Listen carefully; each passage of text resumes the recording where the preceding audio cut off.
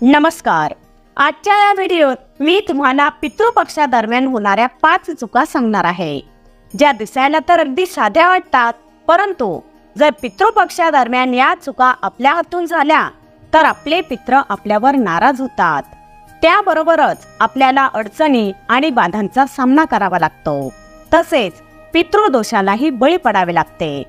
या चुका सांगण्यापूर्वी आपण बघूयात की श्राद्ध पक्षाचा आरंभ कधीपासून होत आहे व कोणत्या उपायाने आपण आपल्या पितरांना प्रसन्न करू शकतो ते. हिंदू पंचांगानुसार श्राद्ध पक्षाची सुरुवात भाद्रपद महिन्याच्या कृष्ण पक्षात होते व पहिले श्राद्ध हे पौर्णिमेचे श्राद्ध असते आणि श्राद्ध पक्षाची समाप्ती अमावस्येला होते. या वर्षी श्राद्ध पक्षाची सुरुवात 29 सप्टेंबरला होणार असून समाप्ती 14 ऑक्टोबरला होणार आहे. पितृपक्षात आपण आपल्या पितरांना पूर्वजांना प्रसन्न करण्याचा प्रयत्न करीत असतो. अशी मान्यता आहे की पितृपक्षात सूक्ष्म रूपात आपले पितृ पृथ्वीवर आलेले असतात आणि आपण जर या दरम्यान त्यांच्या नावाने श्राद्ध व तर्पण केले तर त्यांच्या आत्म्याला शांती मिळते आणि त्यांच्या आशीर्वादाबरोबरच देवी देवतांचाही आशीर्वाद आपल्याला मिळतो. परंतु जर या श्राद्ध पक्षादरम्यान आपल्या हातून काही चूक झाली तर आपल्याला पितृदोषासारखे भयंकर पाप लागते, ज्यामुळे आपल्या जीवनात अडचणी आणि बाधा निर्माण होतात आणि हळूहळू आपले सुखी व आनंदी कुटुंब विनाशाकडे खेचले जाते. म्हणून श्राद्ध पक्षादरम्यान या चुका कधीच करू नका, कारण या छोट्या छोट्या चुका आपल्यावर दुःखाचा डोंगर कोसळवू शकतात. त्यातील पहिली चूक म्हणजे रात्रीचे शिळे अन्न सकाळी खाणे किंवा सकाळचे शिळे अन्न रात्री खाणे होय. बहुतेक व्यक्तींना रात्रीचे उरलेले अन्न सकाळी व सकाळचे उरलेले अन्न रात्री खाण्याची सवय असते. ठीक आहे, अन्न वाया जाऊ देऊ नये, परंतु जेवढ्या अन्नाची आवश्यकता आहे तेवढेच अन्न बनवा व लगेचच ते संपवा व उरलेले लगेचच प्राण्यांना टाकून द्या. कारण पितृपक्षात चांगल्या जीवात्म्यांबरोबरच वाईट आत्माही जमिनीवर आलेल्या असतात, ज्यात काहींचा अपघाताने अकस्मातपणे मृत्यू झालेला असतो. त्यांनी आत्महत्या केलेली असते, त्यांना ठार केलेले असते. अशा व्यक्तींचे कोणी श्राद्ध वगैरे करणारे नसते. मग अशा अतृप्त आत्मा सगळीकडे अन्नाचा शोध घेत असतात व आपल्या घरात जर अन्न पडलेले असेल तर ते अन्न त्या आत्मा ग्रहण करतात आणि हे अन्न आपण जर ग्रहण केले तर आपल्या जीवनावर त्याचा खूप वाईट परिणाम होतो. आपले भाग्य दुर्भाग्यात बदलते, त्याबरोबरच आजारपण व दारिद्र्य वाढते. म्हणून श्राद्ध पक्षादरम्यान शिळे व उरलेले अन्न अजिबात खाऊ नये. दुसरी गोष्ट म्हणजे श्राद्ध पक्षादरम्यान नवीन कपड्यांची खरेदी करू नये. जर श्राद्ध पक्षात आपण नवीन कपड्यांची खरेदी केली तर आपले आयुष्य कमी होऊ शकते. श्राद्ध पक्ष हा आपल्या पूर्वजांची आठवण काढण्याचा काळ असतो आणि नवीन कपड्यांची खरेदी आपण खूप आनंद असेल, उत्सव असेल त्यावेळी करतो.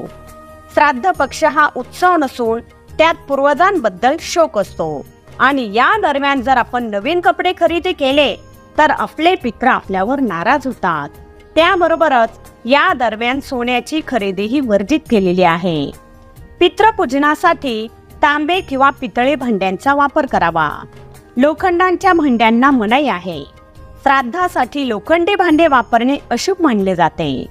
श्राद्ध पक्षादरम्यान दारात आलेला कोणताही याचक अन्न पाण्याशिवाय जाऊ देऊ नये.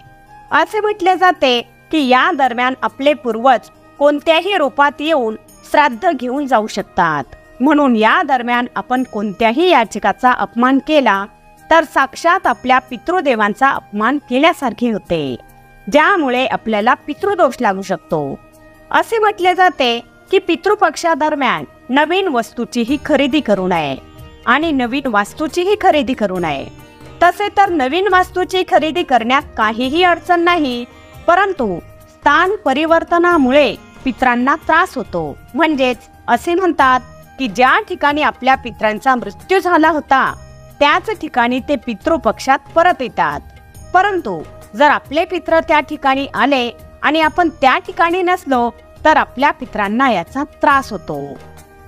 जर आपण आपल्या पितरांसाठी योग्य प्रकारे श्राद्ध तर्पण करीत असलो त्यांना योग्य मानसन्मान देत असलो तर आपल्या पितरांना आपल्या नवीन वास्तूच्या खरेदीबद्दल काहीही अडचण वाटत नाही.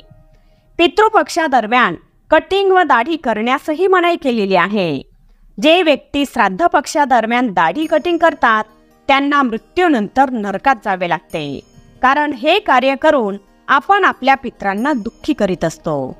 पितृपक्षादरम्यान गृहप्रवेश, मुंडन संस्कार असे कोणतेही शुभ कार्य करू नये. तसेच पशुपक्ष्यांना त्रास देऊ नये, तर पशुपक्ष्यांची सेवा करून पित्रे प्रसन्न होतात. मांसाहार आणि मद्यसेवन करू नये. तसेच कडधान्य, हरभरा, गूळ, पालक, काकडी, गाजर आणि मुळा यांचीही सेवन शास्त्रात निषिद्ध आहे. त्यामुळे पित्रे नाराज होतात. पितृपक्षात ब्रह्मचर्याचे पालन करावे. श्राद्ध पक्षादरम्यान इतर कोणाच्या घरी भोजनही करू नये. या दरम्यान फक्त आपल्याच घरी भोजन करावे, नाहीतर आपले पित्र आणि देवी अन्नपूर्णाही आपल्यावर नाराज होते. तर मित्रांनो, आता आपल्या लक्षात येत असेल की पितृपक्षादरम्यान काय करू नये ते. व्हिडिओ तर तुम्हाला नक्कीच आवडला असेल. व्हिडिओ आवडला असेल तर लाईक व शेअर करा. तसेच अशाच प्रकारचे नवनवीन व्हिडिओ पाहण्यासाठी आमच्या मराठी टिप्स या यूट्यूब चॅनलला सबस्क्राईब जरूर करा. धन्यवाद.